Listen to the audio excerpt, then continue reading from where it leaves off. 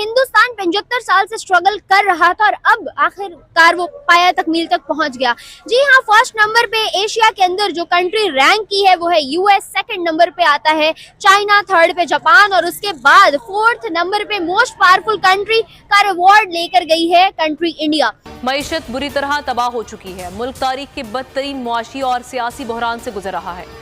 अभी हमारे यहाँ 32 और 72 सीटर जहाज इंडिया में बढ़ेगा, उसका ऑलमोस्ट हमारा पूरा साँचा तैयार है। इंजन की दिक्कत थी, अब 6 कंपनियां इंडिया में ही इंजन बनाती है। और अभी हमारे डिफेंस की बात, अभी सबसे बड़ा हेलीकॉप्टर का कारखाना 1000 हेलीकॉप्टर कैपेबिलिटी वो बेंगलोर में ही लगा, HAL के अंडर है। HAL की ऑर्डर बुक की बात करें तो फखर भाई करीब 7-8 साल का ऑर्डर बुक भरी पड़ी उनकी, कुछ $8-10 बिलियन के ऑर्डर पड़े उनके पास जो उन्हें एग्जीक्यूट करने। अगर आज बात कर नमस्कार दोस्तों, प्यारा भारत वन में आपका स्वागत है। दोस्तों, हाल ही में एशिया के सबसे शक्तिशाली देशों की लिस्ट जारी हुई है, जिसमें पहला स्थान यूएस, दूसरा चाइना, तीसरा स्थान जापान और भारत का चौथा स्थान आया है। दोस्तों, पाक मीडिया का कहना है कि पाकिस्तान इसमें कहीं भी नज़र नहीं आ रहा है। तो चलिए दोस्तों, वीडियो को शुरू करते हैं और जानते हैं पाक मीडिया और जनता की इस पर क्या राय है, जो कि बहुत बड़ी अचीवमेंट है हिंदुस्तान की अपने आप में ही। और अगर बात की जाए पूरी दुनिया की तो पूरी दुनिया में 6ठे नंबर पे हिंदुस्तान का नाम लिया जा रहा है। लेकिन Pakistan on another hand side इसमें कहीं भी स्टैंड करता दिखाई नहीं दे रहा अंटिल यहाँ पे जो है ना, even though Pakistan atomic power भी कंसीडर होता है मगर फिर भी कहीं पे भी रैंक नहीं कर रहा टॉप 5 में भी। इवन आंसर हिंदुस्तान की बात करने जा रही हूँ। 75 साल हो गए। हमेशा मुझसे लोग सवाल करते हैं कि वाई इंडिया, हिंदुस्तान ही क्यों? क्योंकि 75 इयर्स पहले हम एक जगह से 2 कंट्री सेपरेट हुए थे। आज वो लोग दुनिया को compete करने जा रहे हैं और हम लोग इतने क्राइसिस के अंदर हैं कि हमारे यहाँ रोटी कपड़ा मकान की जंग लगी हुई है। क्या कहना चाहेंगे आप? हिंदुस्तान जो है 4th most powerful country consider हुआ है पूरे एशिया में और 6ठे नंबर पे आया है पूरी दुनिया में। क्या राय रखते हैं आप इस बारे में? ये देखें कि एक तो उनकी पॉपुलेशन बहुत ज़्यादा है, ठीक है, उनके पास रेवेन्यू बहुत अच्छा जनरेट हो जाता है और एक एटॉमिक पावर बनाने के लिए आपके पास एक अच्छा हैंडसम रेवेन्यू होना चाहिए। तो इंडिया ने अपना रेवेन्यू बहुत अच्छा जनरेट किया हॉलीवुड के थ्रू और फिल्म इंडस्ट्री के थ्रू।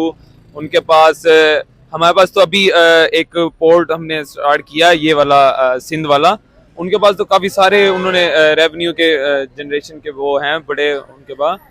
तो वो लोग उनके पास एक तो रेवेन्यू बहुत ज्यादा था जिस वजह से उन्होंने अपने एटॉमिक पावर बनने की उन्होंने कहा कि मार्केट में हमें जरूरत है। पावरफुल होने के पीछे सिर्फ एटॉमिक पावर रीजन नहीं है, पावरफुल होने के पीछे और भी बहुत सी वजूहात है। उनकी आर्मी इस वक्त जो है ना, हमारी आर्मी टॉप रैंकिंग में होती थी मगर अब उनकी हमें कम्पीट कर गई है। उनकी आर्मी बहुत अच्छी है, फॉरेन रिलेशन भी ज्यादा है ना उनकी। मैं ये कहना चाह रहा हूँ कि देखें अब हमारे पास पॉपुलेशन कितनी है, हमारे यहाँ लोग कौन आर्मी में जाना चाहते हैं? हर कोई अगर पॉपुलेशन कम है ना तो हमसे तो वो भी नहीं संभाली जा रही। कम पॉपुलेशन में भी हम कर्जे में डूबे हैं। तो वो तो डूबे हुए हैं। मैं आपको बताऊं ना कि अभी एक रिसेंटली एक फैसलाबाद के बंदे ने आइडिया दिया कि हम कर्जा अपना उतार सकते हैं तकरीबन 9 मंथ में, 3-3 मंथ के पीरियड में। उसने कहा कि यार आप 17 ग्रेड के ऑफिसर से कुछ हैंडसम अमाउंट लें, ठीक है, उसके बाद आप जितने भी MPAs हैं कौमी असेंबली के, इनसे आप एक हैंडसम अमाउंट लें 5-5 करोड़ जितनी, और जितने बाकी और जितने भी गवर्नमेंट ऑफिसर्स हैं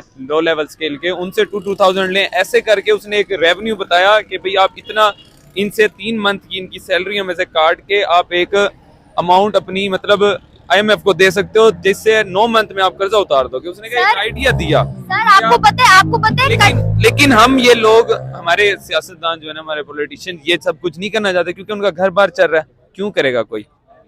ऐसा ही है। दूसरी जानिब अगर बात करूं हिंदुस्तान की तो आज वो लोग army, economy, GDP, foreign relations, political stability, कोई भी चीज हो तो उसमें वो लोग बहुत ज्यादा रैपिडली ग्रो कर रहे हैं। और 4th लार्जेस्ट इकोनॉमी और उसके अलावा powerful country, 5th largest economy, most populated country, इन सारी चीजों में अगर वो लोग हाईएस्ट रैंक कर रहे हैं तो कोई तो सॉलिड रीजंस होंगी। क्या वजह है? कौन से ऐसा सॉलिड ट्रक है जिस पे इंडिया चल रहा है?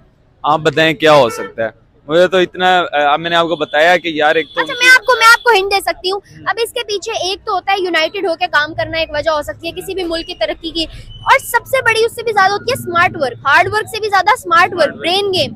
पाकिस्तानी आपको नहीं लगता थोड़ी जज्बाती कौम है?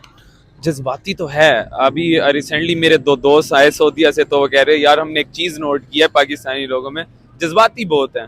मतलब पेशेंस नहीं है इनके अंदर। आराम से आप यार आप देख लो, चीज को समझ लो इजीली, फिर उसके ऊपर वर्क करो। नहीं आप जज्बात में वो एक मंडो का कुछ था कि अपने पाकिस्तानियों के बारे में कि उसको उनको ऐसा बना दो कि उनको उनकी मौत भी शहादत लगने लग जाए। कोई बंदा अगर ऐसे भी मारा जाए तो उन्हें शहादत लगने लग जाए। सर यही होता है, यहाँ कोई भी मरता है तो हमने उनको ना इस्लाम के नाम पे, वैसे मैं थोड़ा कंट्रोवर्शियल टॉपिक पे आ गया हूँ, इस्लाम के नाम पे ना हमसे बहुत सारी ऐसी चीजें करवा ली जाती हैं कि हम समझते हैं कि वाकई ठीक कर रहे हैं। फखर भाई, दो इंपॉर्टेंट चीजें हैं अभी जो दुनिया में टेक्नोलॉजी बनती है, मेनली ये यूरोप में बनती है, अमेरिका में बनती है। बिल्कुल। OEMs वही है, जिन्हें हम कहते हैं OEMs यानी कि ओरिजिनल इक्विपमेंट मैन्युफैक्चरर्स, जी। ये सारे वही है। चाइना की टेक्नोलॉजी ना रिलायबल है, ना डिपेंडेबल है, और ना चाइना का इंटेंशन डिपेंडेबल है। चाइना का कुछ भी क्वेश्चन मार्क है।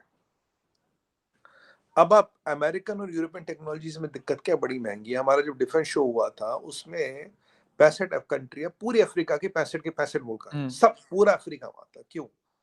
अफ्रीका को भी हथियार चाहिए, अफ्रीका को भी डिफेंस इक्विपमेंट चाहिए। वो अमेरिका के पास नहीं जा सकता, वो यूरोप के पास नहीं जा सकता, क्योंकि इतना महंगा, और फिर उसकी AMC, फिर उसके स्पेयर्स, फिर उसके रिपेयर मेंटेनेंस वो दे ही नहीं पाते। इसलिए उनके पास कुछ भी नहीं होता। वो वही बाले फर से लेके घूम रहे, literally, not exactly but literally वही लेके घूम रहे।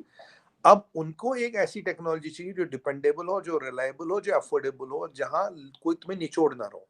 अब जब इंडिया अपने लिए टेक्नोलॉजी बना रहा है, हम जो कहते हैं ना फार साउथ की, हम फार ईस्ट की, फार साउथ की लीडरशिप, फार साउथ की लीडरशिप में यही आता है। वो जो हम उस दिन बात कर रहे थे ना GDP की वाली, तो वो जो बाकी ममालिक आते हैं, हम उनके लिए भी तो टेक्नोलॉजी बना रहे हैं। जो हमारे यहाँ बनेगा उनके लिए। आप ये देखिए LCA का इतना बड़ा ऑर्डर क्यों आ रहा है? पता है, इंडिया की टेक्नोलॉजी रिलायबल है, डिपेंडेबल है, स्पेयर मिलेगा, सर्विस मिलेगी, AMC में नहीं लूटेंगे, पूरा पूरा हेल्प, सपोर्ट, ट्रेनिंग, कॉपरेशन, सब कुछ मिलेगा। और अगर इंडिया ने अपने डिफेंस में लगाया तो इससे बड़ा प्रूफ तो कुछ हो ही नहीं सकता। क्योंकि ये सब टेक्नोलॉजियां बन रही हैं।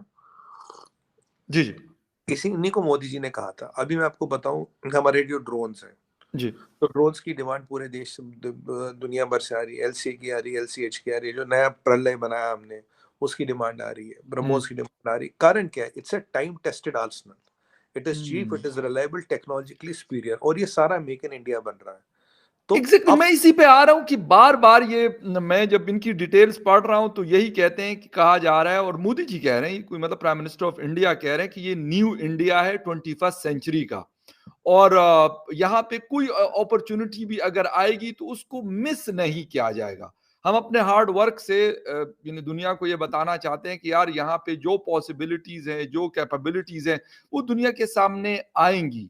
यानी इसका मतलब ये हम ले सकते हैं कि किसी जमाने में जिस तरीके से यूरोप के ऊपर दुनिया रिलाय करती थी या US के ऊपर करती थी, शायद अब भी किसी हद तक करे, लेकिन उनके पास एक थर्ड ऑप्शन, रशिया और US के बाद एक थर्ड ऑप्शन के तौर पे इंडिया आ रहा। देखिए, यहाँ पे मैं आपको 2-3 चीजें थोड़ा बैकग्राउंड में दूं, फिर आपके डायरेक्ट सवाल देता हूँ। वो इम्पोर्टेंट है। फकर भाई, जो भी हम बनाते हैं ना, आपकी बारी पहली भी बात हुई कि what are we we are making for human centric development, human centric globalisation, Modi ji ने कहा था ये वर्ड। अब ह्यूमन सेंट्रिक ग्लोबलाइजेशन डेवलपमेंट में क्या है? जो आप बनाओ अपने लिए तो बनाओ, सबके लिए बनाओ। क्योंकि जापान कहाँ बस मिस कर गया, चाइना कहाँ बस मिस कर, अपने लिए बना रहे, अपने लोगों के लिए, हम सबके लिए बना रहे। तो अब जो आज हम AK-203 बना रहे फॉर एग्जांपल, या कोई हम LCH बना रहे, मैं आपको बताऊं, जो हम ड्रोन बना रहे, हमने जनरल एटॉमिक से ड्रोन लिया, प्रीडेटर लिया, राइट। प्रीडेटर ड्रोन शायद मेरे हिसाब से $100 मिलियन का एक पीस है। 100 मिलियन बहुत होता है। बहुत बड़ी अमाउंट है सर, बहुत ह्यूज अमाउंट है। अगर हम यही ड्रोन अब यहाँ बनाएंगे तो 1/10 क्या 1/100 कीमत में यही बना देंगे, लगभग वैसा ही, लगभग वैसे। इसीलिए मेड इन इंडिया